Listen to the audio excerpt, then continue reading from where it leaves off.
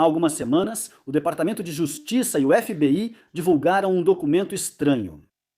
E dizia que, na verdade, há duas coisas nele com as quais eu concordo. Dizia que há mais de 300 gigabytes de material de abuso sexual infantil apreendidos de Epstein. Eu concordo com isso.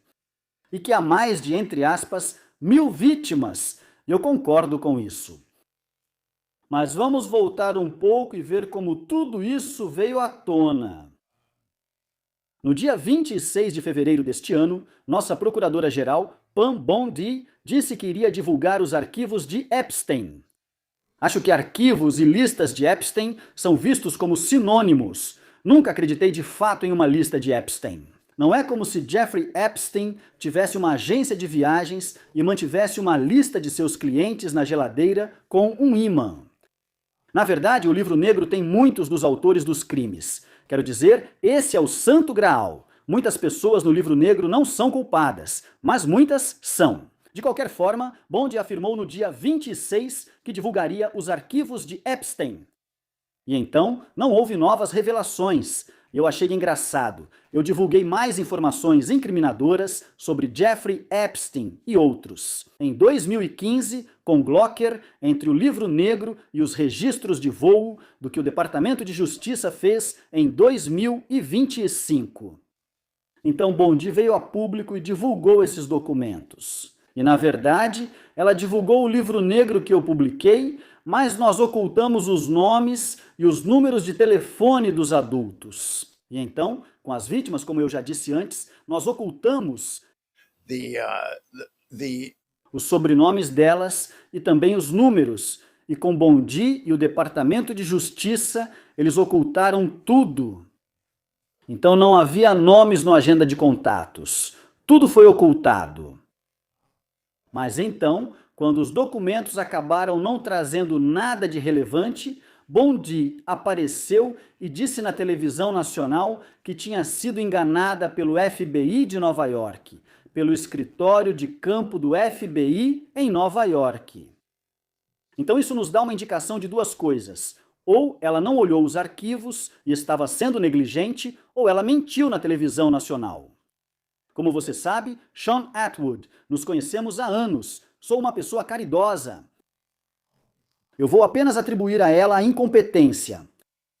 Mas então, ela manchou ainda mais sua credibilidade ao dizer que havia uma tonelada de evidências e que apenas questões relacionadas à segurança nacional seriam ocultadas.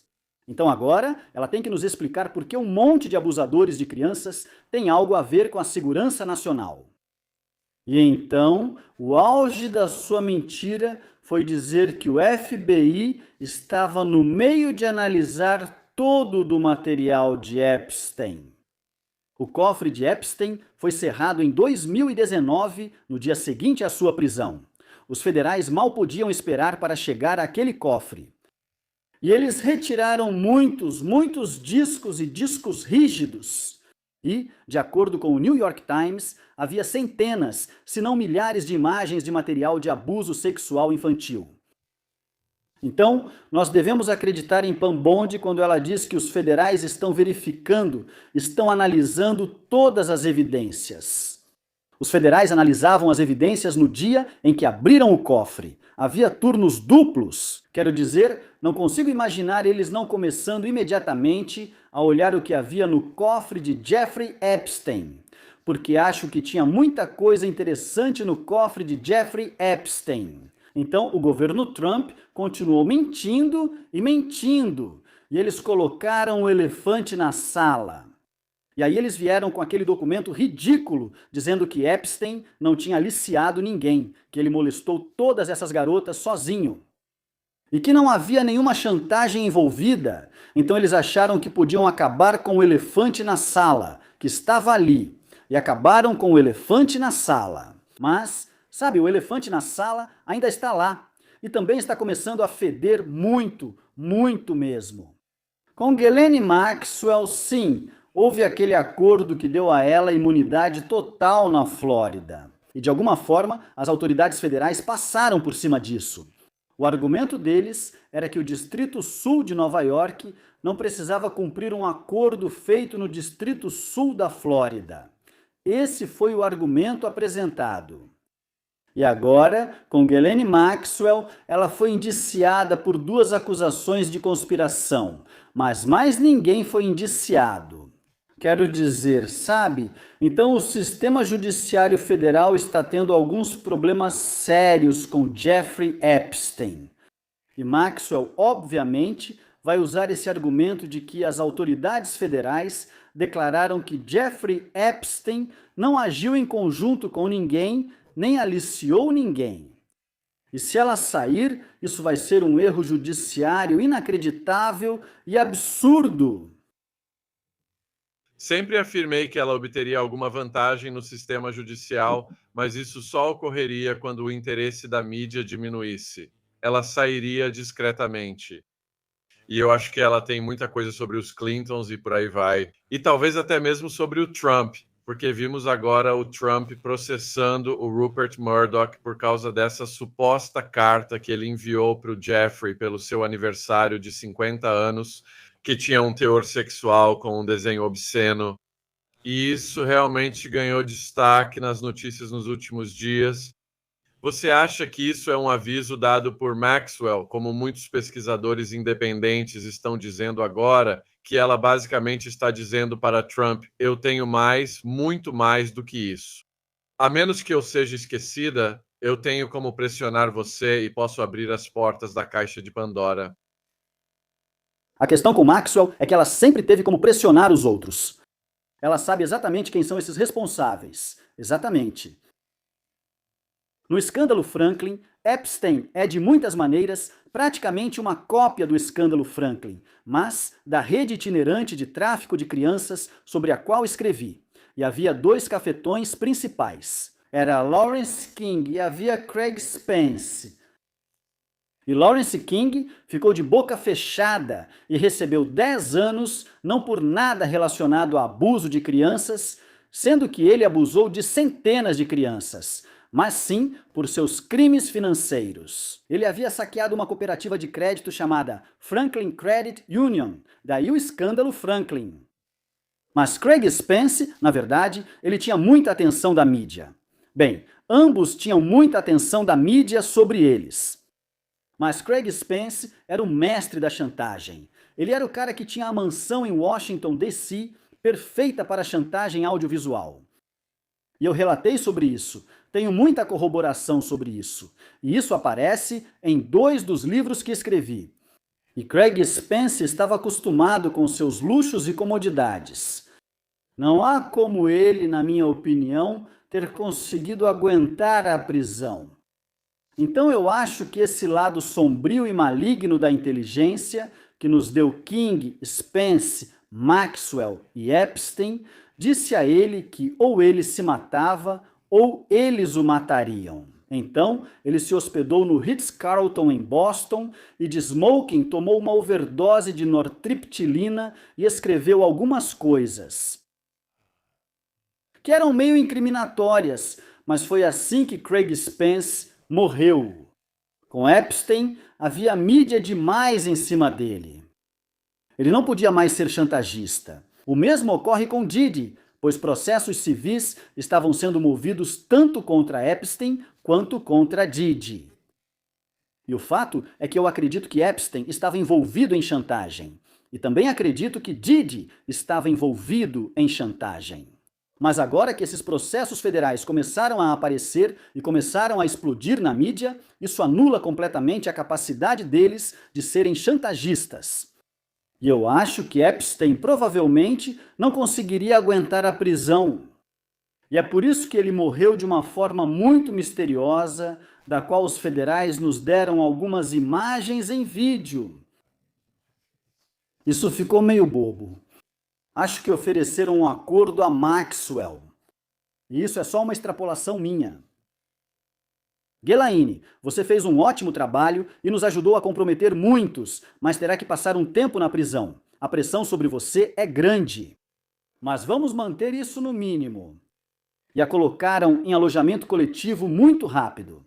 E alojamento coletivo geralmente é para detentos que foram exemplares e que estão perto do fim da sentença. Então, Ghislaine Maxwell teve vida fácil logo de cara na prisão federal. E os advogados dela têm recorrido da condenação desde então. E a família dela tem um site dizendo que ela é inocente. Ela, na verdade, Ghislaine Maxwell, é uma bruxa maligna e ela deveria passar o resto da vida na prisão. Ela foi indiciada por apenas uma acusação de tráfico de crianças, quando provavelmente traficou crianças por 25 anos. E essa é uma sentença pesada no sistema federal. Vai de 15 anos à prisão perpétua, então ela deveria ter passado o resto da vida na prisão. Então vai ser muito interessante ver como o caso de Ghislaine Maxwell será julgado daqui para frente. Sim, com certeza vai ser, porque Jean-Luc Brunel acabou morrendo, assim como Jeffrey. Mas Maxwell continua fazendo yoga no Club Fed e tendo todo esse poder de barganha, o que é fascinante ver como isso vai se desenrolar.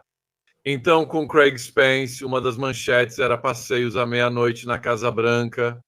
Você poderia explicar melhor sobre isso? Craig Spence estava tocando seu esquema de chantagem. Ele era um informante da CIA, assim como Epstein era um ativo de CI. E ele fazia passeios de meia-noite pela Casa Branca com acompanhantes gays e provavelmente com vítimas menores de idade junto. E o Washington Times lançou uma grande matéria sobre isso. E o Washington Times fez uma reportagem incrível sobre Craig Spence. E eu acho que, no fim das contas, foi por isso que Craig Spence recebeu a escolha: ou nós te matamos, ou você se mata, porque havia atenção demais sobre ele. Mas o que achei fascinante é que o Washington Times estava publicando artigos realmente bons sobre Craig Spence. Eles até foram indicados ao prêmio Pulitzer. E o New York Times, bem, o Washington Post, o New York Times e o LA Times se uniram contra o Washington Times e basicamente disseram que eles estavam publicando invenções.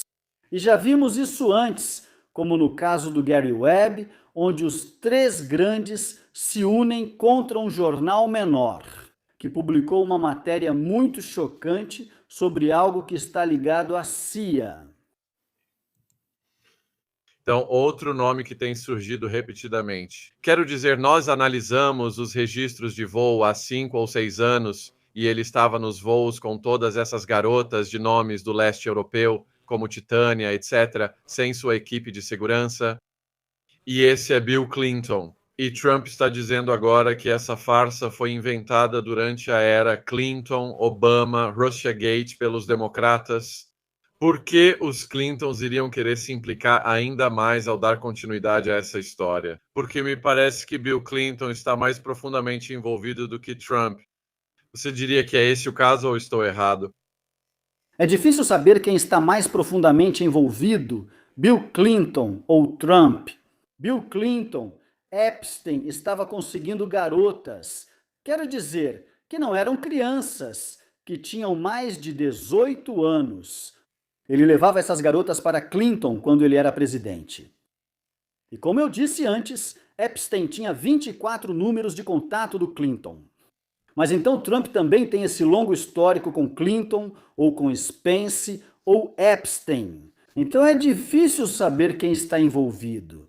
Mas Bill Clinton está comprometido há muito tempo. E quando ele recebeu uma bolsa Rhodes para o Reino Unido para estudar em Oxford, foi relatado que ele já trabalhava para a CIA naquela época, fazendo relatórios sobre manifestantes contra a guerra. Então eu acho que Bill Clinton tem ficha suja há muito tempo. E Donald Trump também não tem o passado mais limpo, com seus envolvimentos com a máfia italiana. E também foi alegado envolvimento com a máfia russa. E ele e Epstein foram amigos por muito, muito tempo, como a carta parece indicar.